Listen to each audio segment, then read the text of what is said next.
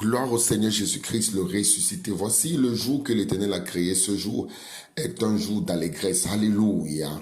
Permets-moi ce matin de te dire bonjour et bienvenue à notre dévotion matinale produite par Life on Blessings. Nous sommes aujourd'hui jeudi le 14 novembre 2019 et par l'Esprit de l'Éternel des armées, nous allons lire le livre de Colossiens chapitre 4 du verset 2 au verset 3. Persévérez dans la prière, veillez-y avec action de grâce. Priez en même temps pour nous afin que Dieu nous ouvre une porte pour la parole en sorte que je puisse annoncer le mystère de Christ pour lequel je suis dans les chaînes. Amen. Quelqu'un, tu écoutes le son de ma voix. Ce matin, je décrète la grâce de persévérer dans la prière et ton partage. La grâce de persévérer dans la prière et ton partage.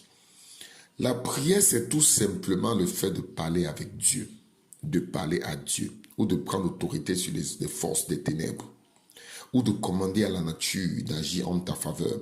La prière, premièrement, c'est de parler avec Dieu. Maintenant, Dieu dit que persévère dans la conversation avec moi. Persévère, continue de me parler. Ce n'est pas que je n'entends pas, ce n'est pas que je ne comprends pas. Continue. Continue ce que tu fais. La Bible dit, ce qui est bon, il faut le faire constamment. Il faut le faire sans se relâcher. Il a dit dans le livre de Galates, je pense chapitre 6 à partir du verset 9 à 10, il dit, ne vous lassez pas de faire le bien, car vous allez moissonner au temps convenable. Donc parler avec Dieu, c'est une bonne chose parce qu'il est le Créateur, il est le Père, il est le Roi des rois, il est celui qui connaît ma vie, qui connaît ta vie. Donc c'est bien de parler à celui qui nous connaît. Donc il faut persévérer dans cela. L'ennemi va venir nous déranger, il faut persévérer.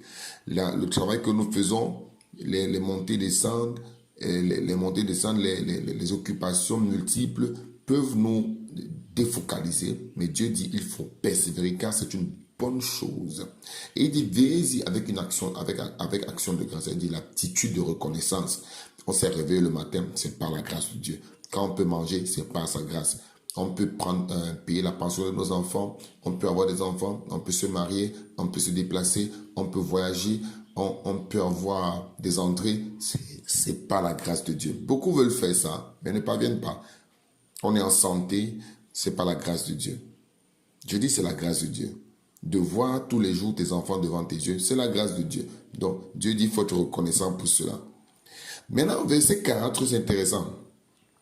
Il dit, priez en même temps pour nous, afin que Dieu nous ouvre une porte.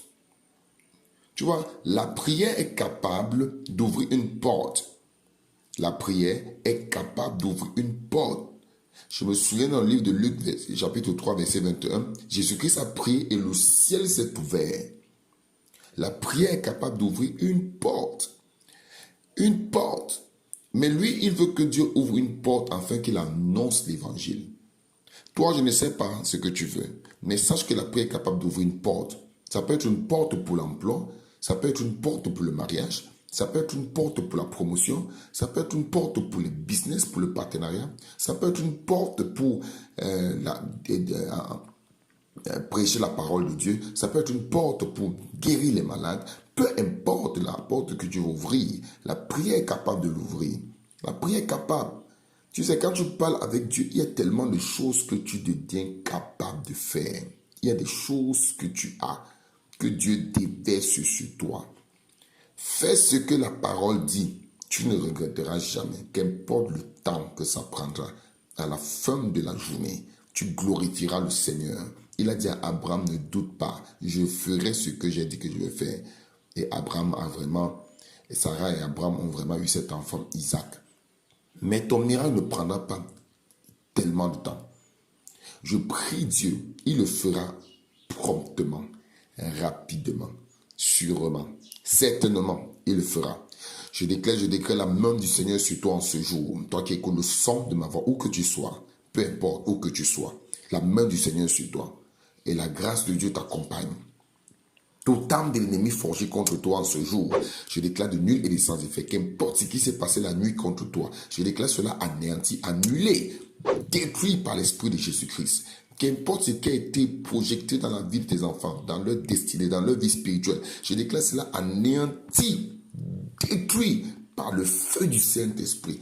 Qu'importe ce que l'ennemi a dit contre toi, qu'importe les complots qui ont été formés contre toi, Dieu déclare anéanti, annulé au nom de Jésus-Christ. Tu es la tête et non la queue. En ce jour, tu te réjouis de ce que Dieu a fait dans ta vie. En ce jour, tu auras les bonnes nouvelles. En ce jour, tu vas réaliser des grandes choses au nom puissant de Jésus-Christ. Lève-toi et va vers l'accomplissement de tes rêves. Rien ne va t'arrêter, rien ne va te stopper parce que celui qui est en toi est plus fort que celui qui est dans le monde. Que Dieu te bénisse. Tu as fait 3 sujets de prière. Tu as dit, Seigneur, étends ta main sur moi. Donne-moi la grâce d'atteindre, Seigneur, un niveau supérieur. Deuxième sujet de prière, tu as dit, Seigneur, étends ta main sur moi et donne-moi la grâce d'être invisible devant les traits enflammés du diable. Troisième sujet de prière, tu as dit, Seigneur, étends ta main sur moi et protège ma famille, protège mes biens. Que Dieu te bénisse. Nous, on se dit à demain quand il est 6 heures. Et surtout, shalom, je suis Anani Bel et ton serviteur. Que Yahweh Dieu, mon Père, te bénisse.